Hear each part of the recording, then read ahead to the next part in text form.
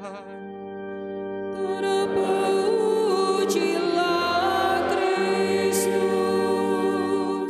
Semoga dengan pewartaan Injil ini dileburlah dosa-dosa kita. Amin.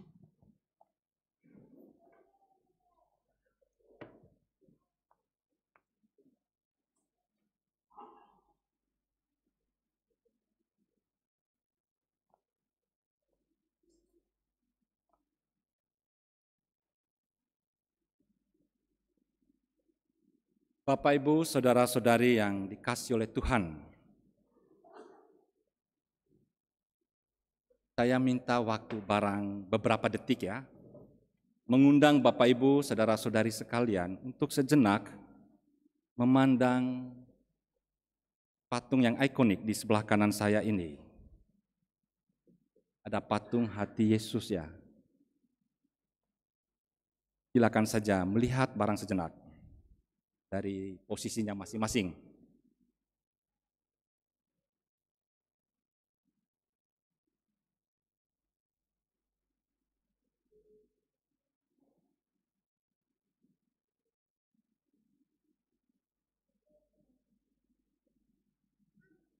Barangkali dengan sudut pandang yang berbeda, posisi yang berlainan satu sama lain, maka mungkin titik fokus pandangan kita juga berbeda-beda, dan bahkan mungkin kita hanya memandang dengan mata.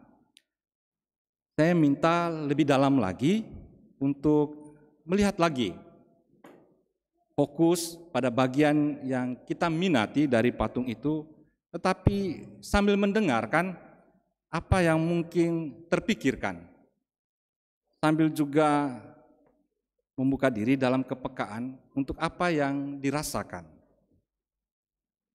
dari hanya melihat patung di sebelah kanan saya.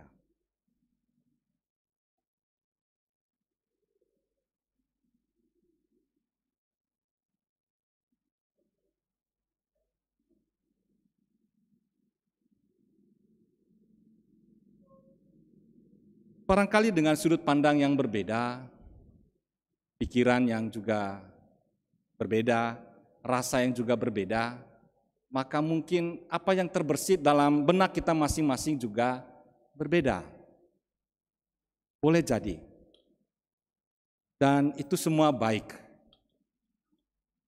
Tetapi kalau ditanyakan sekarang, patung ini sebagai tanda kehadiran Yesus sendiri, dalam diamnya, kira-kira berbicara apa ya kepada kita, baik sebagai komunitas gerejawi maupun juga sebagai pribadi.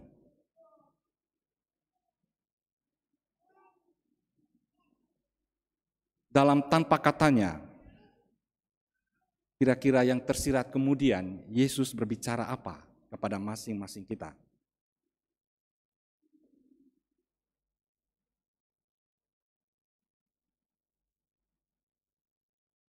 Saya tak berani mengira juga Tuhan mengatakan apa. Biarlah Tuhan yang tahu. Bapak, Ibu, saudara-saudari yang terkasih, hari Jumat yang lalu kita bersama-sama merayakan pesta hati Yesus yang Maha Kudus. Lalu kemudian diteguhkan juga kemarin hati Maria ibunya yang juga tak bernoda dalam dinamika mendukung hati putranya.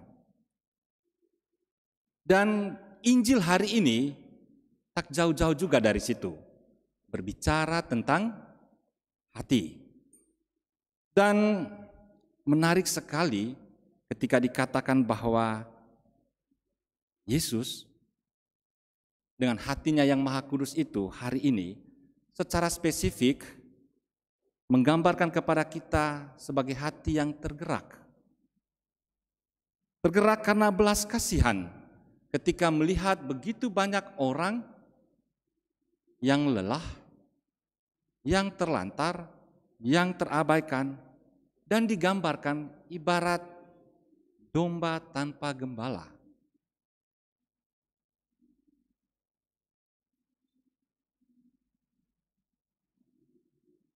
Bagi Yesus sendiri, Ketika berbicara tentang hati, bukan hanya isapan jempol saja, bukan hanya ucapan di bibir saja.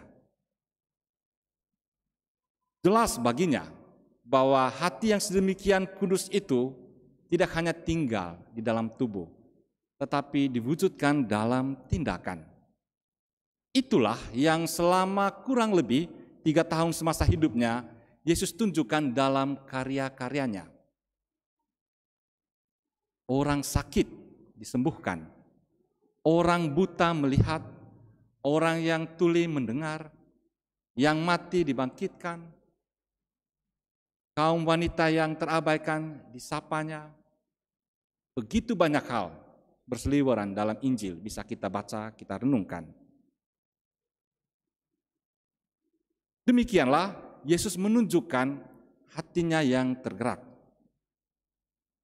Tetapi kalau kita simak lebih jauh, tampak pada hari ini Tuhan mau menegaskan bahwa Dia tidak mau berjalan sendirian untuk tugas itu. Maka kita mendengar kisah tentang panggilan atau pemilihan para rasul, sekaligus juga perutusan mereka. Ada realitas yang menarik, 2 hal. Para murid dipanggil, tinggal bersama dengannya, tetapi di sisi yang lain juga para murid yang sama diutus. Persisnya yang mana yang penting, yang utama? Tentu saja kedua-duanya. Bapak, Ibu, saudara-saudari yang terkasih, panggilan dan perutusan para murid tidak lepas dari yang namanya ikatan, komunikasi, dan kedekatan dengan Yesus. Tidak mungkin orang atau para murid diutus tanpa mengalami saat-saat bersama dengan Yesus. Bahkan itulah yang pertama, menimba kebersamaan, dibentuk sedemikian rupa, dilatih sedemikian rupa, dipersiapkan sedemikian rupa untuk bersama Yesus, tetapi tidak selama-lamanya di dekat Yesus secara fisik. Pada waktunya mereka akan diutus. Ini penting, karena setiap perutusan haruslah sebuah perutusan dalam nama Yesus. Kalau orang diutus tanpa ada waktu bersama dengan Yesus, tanpa menimba sumber dari Yesus, bahayanya adalah bukan Injil yang diwartakan, bukan Yesus yang diwartakan, tetapi diri si pewarta.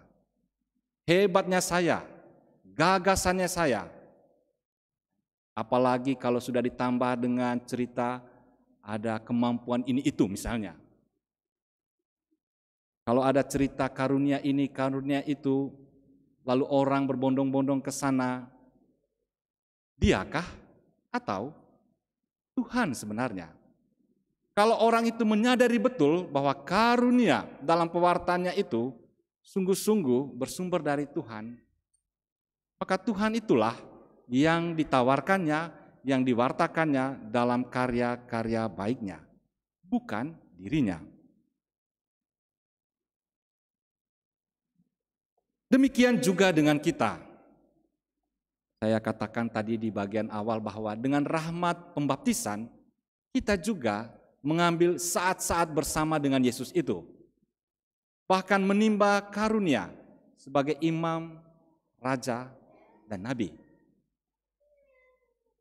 Ketika kita dibaptis lalu dikatakan, aku membaptis kamu dalam nama Bapa, Putra, dan Roh Kudus. Itu kuasa besar sebenarnya yang kita terima. Kita dinamakan, kita ditandai dalam nama itu.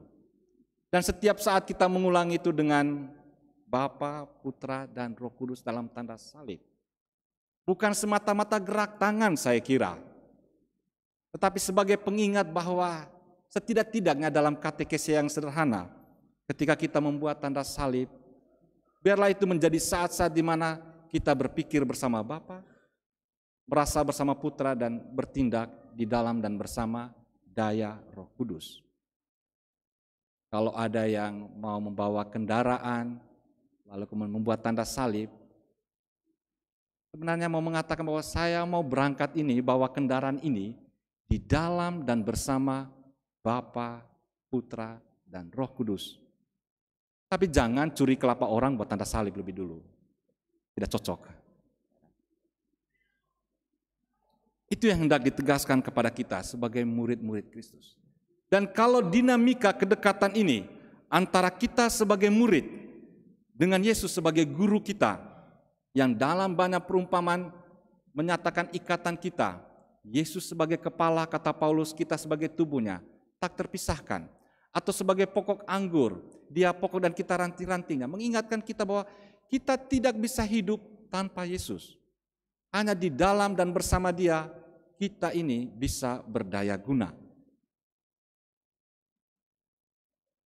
Dan hari ini, secara spesifik, kita boleh bertanya, Tuhan menginginkan apa sebenarnya dari setiap kita dalam tugas dan putusan kita? Kalau kita mendengar apa yang kita pikirkan, apa yang kita rasakan ketika memandang sesaat patung ini, mungkin kita menemukan jawabannya. Bagi saya, hari ini setidak-tidaknya ada satu hal yang dimintai oleh Tuhan dari kita semua, dari Bapak, Ibu, saudara-saudari sekalian, juga bagi saya. Yakni, Dia meminta kita supaya memiliki hati yang peduli. Hati yang menggerakkan tindakan atau karya-karya kita. Sebagaimana Dia katakan dalam Injil hari ini, ketika memandang begitu banyak orang yang berada dalam kelelahan, berada dalam situasi terlantar, terabaikan, Dia minta kita semua, bukan hanya para murid, untuk berbuat sesuatu. Apa persisnya yang bisa kita buat, bisa kita tilik dalam karya hidup kita sehari-hari? Memang dalam Injil para murid dibekali begitu banyak hal. Ada kuasa dari Roh untuk mengusir setan-setan, kuasa kegelapan. Ada kuasa untuk menyembuhkan orang dari segala penyakit. Beberapa dari antara kita mungkin memiliki itu. Tetapi saya kira mungkin juga tidak perlu hebat-hebat. Dalam hal-hal yang sederhana sebenarnya bisa kita lakukan. Tetapi sekali lagi mulai dari hati. Hati yang benar-benar juga terpancar dari hati Yesus. Dengan kepedulian akan situasi atau orang-orang di sekitar kita. Ada banyak saya kira. Kita bisa melihat dalam keluarga kita masing-masing. Mungkin tampak baik-baik saja, fine-fine saja. Tapi pernahkah kita ambil waktu sejenak untuk berpikir, apa ya kira-kira yang sedang dipikirkan, dirasakan, atau adakah masalah yang dialami suami saya misalnya, istri saya, anak-anak saya, atau anak-anak mungkin berpikir sejenak, bagaimana ya orang tua saya? Untuk sungguh-sungguh berpikir, tetangga saya, rekan-rekan kerja saya, yang boleh jadi tampak senyum-senyum saja, baik-baik saja, tapi mana tahu ada situasi, kondisi yang sebenarnya mereka sembunyikan dan menyatakan bahwa mereka sedang kesepian. Mereka sedang berada dalam situasi terabaikan. Saya termasuk agak terkejut membaca berita sudah lama. Saya lupa persis. Di Korea ada sebuah gunung yang bagus sekali, Gunung Fuji. Aichakara atau apa namanya. Dikenal sebagai The Suicide Forest. Gunung tempat orang bunuh diri. Dan tiap tahun ada ratusan orang yang pergi ke sana untuk bunuh diri. Korea, Jepang, banyak artis yang bunuh diri, bukan? Saya tidak tahu di Indonesia, tidak tahu juga di Medan ini. Lebih tidak tahu lagi di katedral ini. Tetapi kita tidak menunggu sampai orang menghilangkan nyawanya. Hanya untuk sebuah harapan akan kehadiran orang lain untuk menyapanya sebagai seorang sahabat misalnya. Tetapi setidak-tidaknya, kalaulah kita tidak bisa memberi sesuatu yang luar biasa, Kalau kita tahu ada yang kekurangan pakaian, berilah selembar barangkali. Kalau ada yang mungkin kita tahu selama ini terpenjara, benar-benar di penjara, kita kenal, ya mungkin dia dicap penjahat, ambillah waktu barang sehari mungkin mengunjungi sebentar. Toh kalau ada juga yang sakit, sejenak juga menjenguknya. Kalau ada yang mungkin sedang dalam tekanan masalah, mungkin tidak butuh begitu banyak nasihat juga. Hanya mungkin ajakan sebentar, yuk ngopi misalnya kan, butuh kehadiran saja. Mungkin selama ini perlakuan kita sebagai atasan ke bawahan agak kasar bagaimana begitu kan. Kalaulah boleh lebih lembut sedikit ke depannya misalnya. Kalau selama ini kita mengukur pekerjaan juga dari semata-mata sisi ekonomi, mari kita bekerja juga untuk pimpinan kita, untuk bos kita, benar-benar dengan hati. Dan masih banyak hal lain lagi. Tetapi semua itu hanya dengan kesungguh-sungguhan, dan kita tahu kalau kita bicara bahasa kita orang Timur, orang Asia, kalau bicara sungguh-sungguh, itu bicara berarti dari hati. Kalau kita bilang kerja sungguh-sungguh bukan soal pakai tenaga, tetapi pakai hati. Dan sebenarnya Tuhan Yesus sebagai orang Timur, orang Asia juga sudah menunjukkan itu. Saya katakan tadi, kita semua memandang Bapak Ibu dengan sudut pandang kita, mungkin terkesan dengan bagian tertentu dari patung ini. Entah matanya, wajahnya keseluruhan, entah tangannya, entah apalah pun itu. Tetapi kalau sejenak bertanya, Tuhan sendiri dengan bentuk patung sedemikian rupa ini berkata apa-apa kepada kita ya. Saya tadi katakan saya tidak berani mengira, tetapi di penghujung renungan ini saya berani. Berani ya dalam arti mencoba mereka-reka. Kira-kira demikian yang mau Tuhan katakan. Bapak, Ibu, saudara-saudari yang terkasih, untuk kita semua, kalaulah tangan ini luka karena dipaku, dan kita tahu semua berakhir dengan kematian, seperti dikatakan oleh Paulus, sebenarnya itu karena hati ini. Maka sangat bagus, sangat indah, sangat berkesan patung ini dengan tangan kirinya menunjuk kepada hati itu.